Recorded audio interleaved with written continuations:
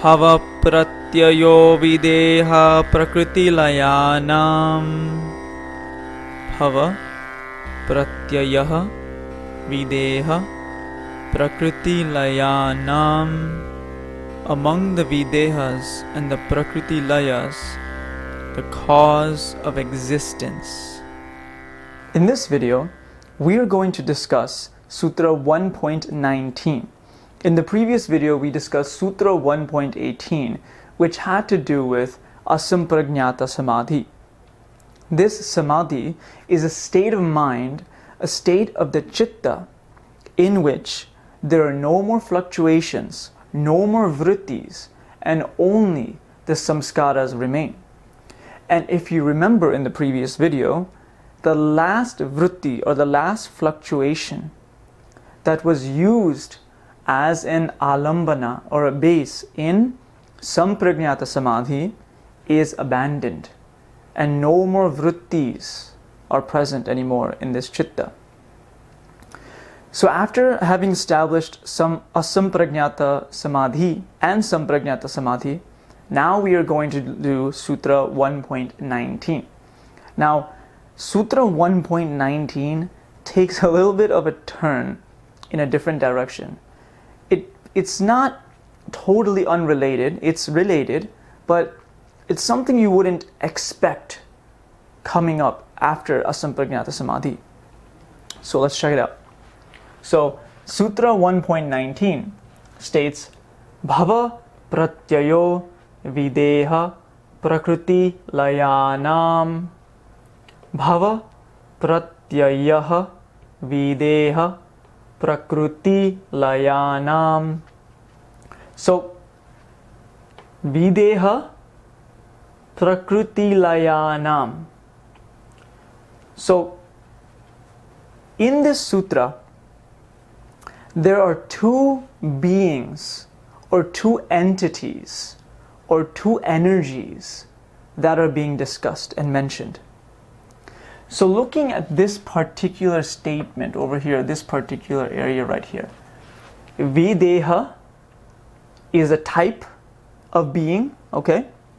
And then Prakṛtilaya is another type of being. And the Prakṛtilayanam is a genitive plural. It's a type of grammatical ending. So among those, right, among those beings that are Prakṛtilaya and Videha. So it's a type of genitive ending. But what this is saying is, of these two types of beings, okay, of these two types of entities, okay, the next term is Bhava Pratyaya. So without Sandhi, Bhava Pratyayo, or with Sandhi, Bhava Pratyayah. So what does Pratyaya mean? Normally Pratyaya means idea, concept, or image, right? But in this case, Pratyaya means cause. The commentators define it as cause in this case, or the translators define it as cause. So Pratyaya is cause. Bhava is existence, existing, something that comes into being, okay? So Bhava Pratyaya is the cause of something that comes into being. The cause, the thing that makes something come into existence. In this case, rebirth. That thing that makes something born again, that takes rebirth and goes to the cycle of birth and death, known as samsara. So, Videha Prakṛtilayanam, among the Videhas and Prakṛtilayas, they are related to Bhava Pratyaya, coming into existence, coming into being, the cause of existence. So, the Videhas, these entities, and the Prakṛtilayas, they at some point will come into existence. They at some point are related to the rebirth cycle. These two entities will have to come back into existence at some point, which implies that they are in a state of non-existence, or in a state that is not in the cycle of birth and death. So these two entities, Videhas and Prakṛtilayas, are not in the rebirth cycle. But at some point, there is a cause that will bring them back into the rebirth cycle. So understand here that in the Yogasutra, when the goal of yoga is attained and the mind is stilled and the samskaras are the only thing that's left and the fluctuations are gone, then what happens is normally the material nature, prakriti, the mind, the body, etc., dissolves back into its original matrix. And we will explain this in a different video when we talk about metaphysics. But as I mentioned before, in Sankhya and Yoga metaphysics, there are two fundamental entities. Purusha, which is pure consciousness, soul, eternal, unchanging, and Prakriti, constantly changing. It is also eternal, but it is composed of the three gunas, the three qualities of matter. So that's how it differs from Purusha. In Sankhya and Yoga metaphysics, there are two fundamental entities, Purusha and Prakriti. Purusha, consciousness, eternal, unchanging, sentience, life, right? And Prakriti, constantly changing, constantly moving, insentient, right? It doesn't have that type of consciousness that Purusha has. So, with these two things in mind, we have to understand that when the goal of yoga is attained, Purusha is no longer bound by material nature. And so it is freed, called Kaivalya, aloneness, freedom, okay? Kaivalya, it's like moksha, the term freedom, liberation. So in Sankhya and Yoga, liberation or moksha is called Kaivalya, okay? So Kaivalya is that state where the yogi is completely free. The yogi, the material qualities of the yogi, the mind and the body, etc., the ego, they dissolve into the original matrix and the soul itself remains in its own nature. That's what happens in Kaivalya. Well, we'll have to explain that later. But regardless, in this verse, what it's explaining is, besides people who have attained the goal and have reached Kaivalya, the other types of people are people who are back in the rebirth cycle. They're reborn again and again and again. And so, this includes yogis who did not achieve the goal, who did not, completely attain discriminative knowledge and still their mind. This includes people who are not even aware of yoga at all. This includes a variety of people who are constantly going through rebirth over and over again. But also, this sutra is specifically mentioning two types of beings, okay? The Videhas and Prakṛtilayas. So first and foremost, what is a Videha? So Videha or Videhalaya are discarnate devas. So the term discarnate means without body, unembodied, having no body at all. Okay? And Deva is a type of celestial being, a type of God. In Hinduism, there are different realms, okay?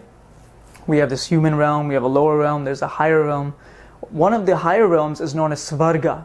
It's a type of heavenly realm, which is a temporary spot, where if you do the best karma possible, right, you can be reborn as one of the devas, one of the celestials, one of the gods.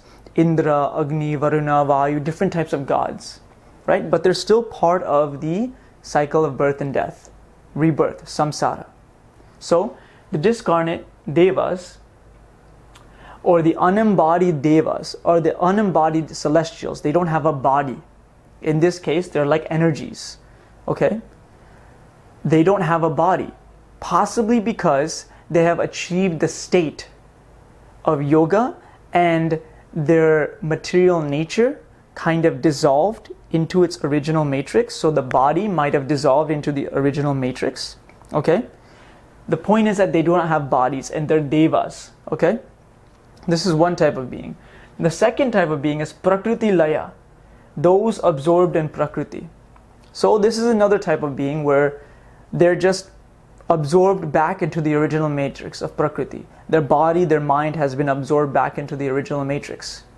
So the first one is specifically talking about beings, higher beings, right? Who are possibly also yogis, trying to follow the path of yoga, but they're higher beings. In this one, they're just talking about those absorbed in Prakriti. These could be normal people who have achieved the goal, right? But in this case, it's saying bhava pratyaya, from the samskara. Now, these types of beings have minds where their minds, right, have been stilled and only samskaras remain. And samskaras are mental impressions. But for some reason, these beings have a mind in which the samskaras, the mental impressions, will bring them back into the material world and be reborn again. So until that time, they're living in a state of kaivalya, like a state of kaivalya. So it's not even saying that they're in kaivalya or liberation. They're living in like a state of liberation. And so when they're living in that type of state of liberation, what happens is the samskaras, the mental imprints in the mind, at some point activate and bring them back into the rebirth cycle, which means they have not actually accomplished the goal. They have not actually accomplished the goal of yoga.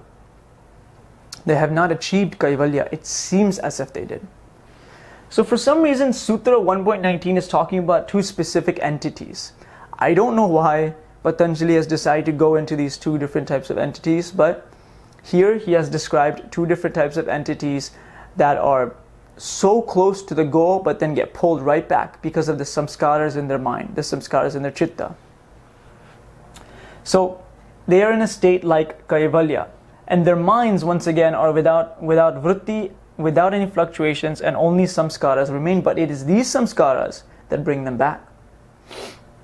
So as of now, we will stick to just this much information about this sutra, that there's two types of entities. Okay? Before the sutra begins, there's a comment that is said in a part of the commentary, the bhashya. Okay, there's a comment that says it. Nirvija samadhi. Nirvija samadhi means without seed. Okay? Without seed, meaning that there is nothing that is relied upon. There's no alambana. Without seed. And there's nothing to bring it back, right? It's completely freed, okay? So this is the goal of yoga. It's another term, nirvija samadhi, without seed, versus savija samadhi, savija samadhi. So in this case, nirvija samadhi. So nirvija samadhi is attained by two ways. This is one of the other comments that are made. Upaya pratyaya and bhava pratyaya. Upaya pratyaya is by means of something, through the instruments of something, through the effort put in to something. So upaya, some method, some way, pratyaya. Okay? Then the second way is bhava pratyaya, existence. So constant repetitive existence. Rebirth, rebirth, rebirth, rebirth, over and over and over again. So nirvija samadhi is attained by the effort that one puts in or by constant rebirth. Okay? So this upaya specifically is stated the yogis, the people who are yogins, right? They follow this path of upaya pratyaya. They put effort into what they have to do and they achieve nirvija samadhi. Right? But in this case, bhava pratyaya, this is what normal people do. They keep getting born again and again and again, and eventually at some point they reach nirvija samadhi. Now it is unclear, the second part, as to how they achieve nirvija samadhi by being born again and again and again. Perhaps eventually they go to the first step and start to take effort and achieve nirvija samadhi. But the point is, it's saying nirvija samadhi can be attained by effort and just by constantly being reborn over and over again. But I do think at some point the effort then needs to be put in. Because they do say, here are the two ways, but the yogi chooses the upaya pratyaya. Okay? So Sutra 1.19 was kind of off a little bit, to be honest, in the sense of continuity. I don't know why Patanjali would just explain the two different types of beings, you know? In that sense, it was a little off. But, I mean, it makes sense after explaining sampragnata and asampragnata yoga, you know, samadhi, then, you know, you try to describe two types of beings that are almost there. And they're almost there metaphysically. They're almost there in the sense that everything has dissolved and this and that, but boom, the samskaras still bring them back into rebirth. So that's what I think so far. And this is what I have read Vyasa, Shankara, and some modern commentaries on this particular subject. So I'll look more into it, and as we progress, there'll be more clarification. So if you feel that this video helped and there's more that you would like to learn, please do comment. I'm very much open to different types of comments. And do like, share, and subscribe. And we will go on to Sutra 1.20 next. Thank you.